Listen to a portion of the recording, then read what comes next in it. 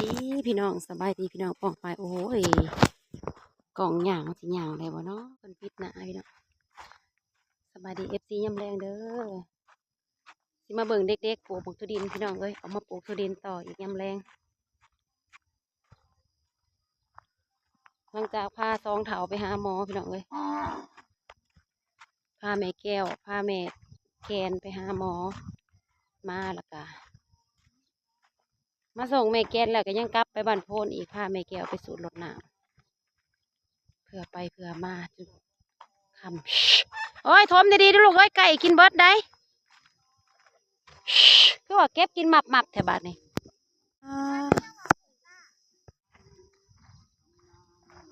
ดีนะวันนี้ยังมี3 คนปลูกเมื่อวานเนี่ยปลูก2 คนบ่ในคู่หนึ่งบ่บนนี้มันคู่ใหญ่มัน2 คู่ผู้เหือนี่นะเมื่อวานนี้ยังบอกคู่น้อยคุ้มเท่านั้นแหละแล้วแห้งบ่เมื่อวานนี่สิแล้วอยู่มื้อนี่บ่แล้วปานใดนี่เฮาต้องให้มันอันนั้นนำหัดนำ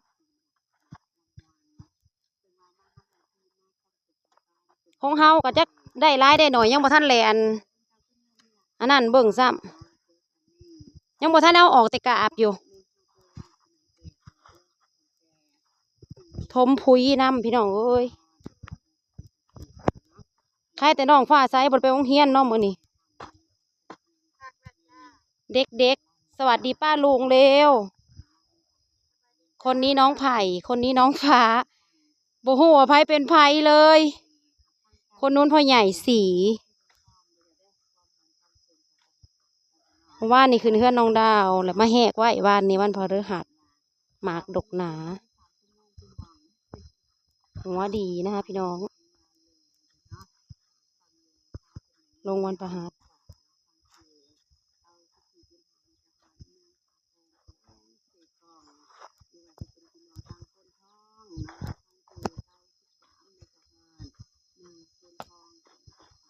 ต้มจืดให้ย่ายแล้วจังได้ออกมาต้มจืดแล้วก็กินเขา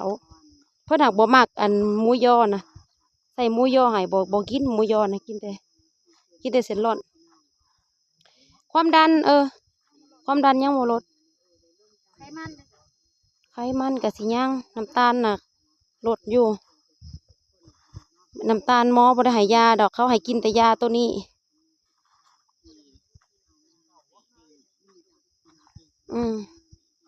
เฮากับบ่ให้กินข้าวเหนียวเอาแล้วมันก็ลงแหละ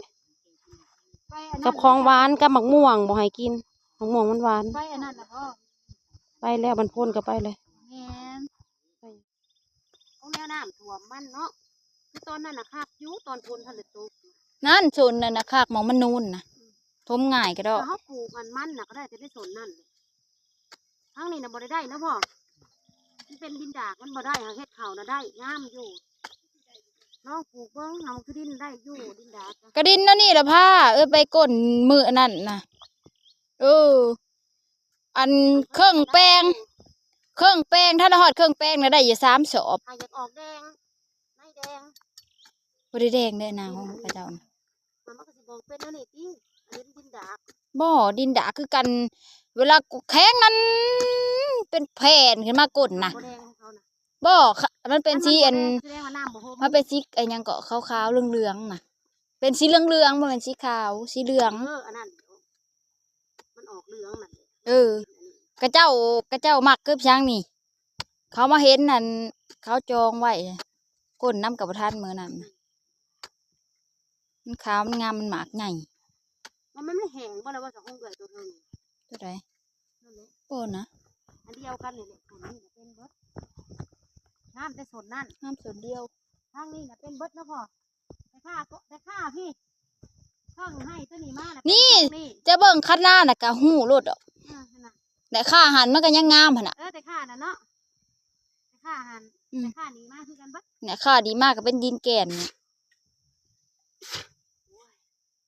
ลงตลาดมันจะไปซื้ออันเฮ็ดอันละโง่เขาขายอยู่บ้านโพดแบบเอาเท่าไรฮะจุกไปเลยค่ะเงินหลายแล้วบอกกิน150,000 บ้านเฮา เฮ้ยมันยังอยากอยู่ย่ายอะจมมาแล้วไปเอ้าลงไปหาตลาดบ่มีจักดอก เราอยาก เย็นแล้วผัดบ่เอา ของบ้านเฮาบ่มีบ้านเฮาเฮ็ดบ่ออก อยากคือบ่เอาลูกเอ้ยเฮายังว่าเฮาได้กินแล้วมื้อนั้นเฮาเซยอยู่นะเฮา กินเลยในเสา ไปหาเลาะเบิ่งกระเจ้าคือว่ากระเจ้าได้อยู่ อยากมันได้อยู่ที่ใดอยู่นี่นะ โอ้ยอันนั้นน่ะเขาขายเอามาขาย เอามาขายเพิ่นว่าเขาไปเก็บในหน้าตุ้ยๆที่เพิ่นเว้านะ โอ้ให้น้ำให้กุ้งลงไปหาอันไปหายุ้ยอันมันได้อีกแนวนั่นแหละวะ เขาโพสต์ขายตั้งแต่ใดมาเฮ็ดปลวกนั่นน่ะพญาวอนก็ไปเอาได้ยักดอกว่ะ เดียวได้ละมัน ร้อนอยู่ดอนมีแต่บ้านเฮานี่บ่ออกเฮ็ดนะบ้านอื่นน่ะออกจนเฒ่าเบิดเลยบ้านนาขอกนาคำบ้านอัน ก็เคยนะเมื่อจากเมื่อแต่เมื่ออื่นนี่เมื่อนี่บ่ มื้อนี้แล้วก็มื้ออื่นยังเศร้าให้มื้ออื่นเพิ่นเลยมามื้ออื่นตอนแรงของผู้เดียวไทยอยู่ บ่แล้วมืออีกอย่างที่แล้วจะมือละแป้ง มื้ออื่นสิบ่ได้บ่แปลงครึ่ง2คนก็อีพอ อ้วนดิผู้สิปลูกผู้เด้อ อืม เดี๋ยวมันหิวขาคอยเฮ็ดไปแล้วให้อ้วนซอยละผู้เฮ็ดผู้เดียวตื่นกูเลยอยากนอนหน้าเดี๋ยวยังมาเช้าไอ้พ่อมึงไทยหุดหน้าก็จะไทยหุด แต่ก็เอาเต้นท์มานอนเอาเถียงก็ได้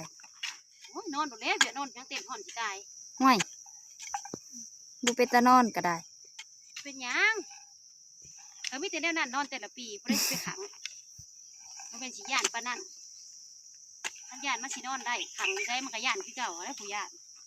อยู่เพื่อนเฮายังย่าน อยู่เพื่อนก็ยังย่านแล้ว เฮาคิดจะได้ติมื้อแรงเฮาสิลงมานอนใน เพิ่ อี น ฟ้า แม่พ่อพ่อสิย่านเพิ่นน่ะเฮาสิย่าน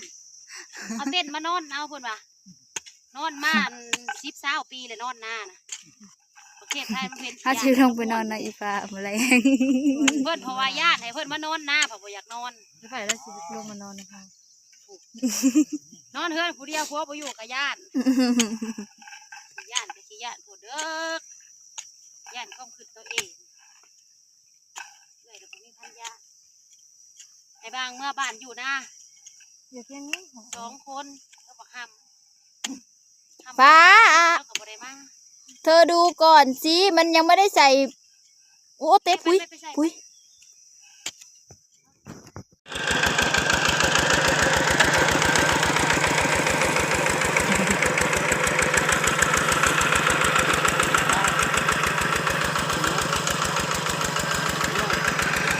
ดินบัดดินดาบ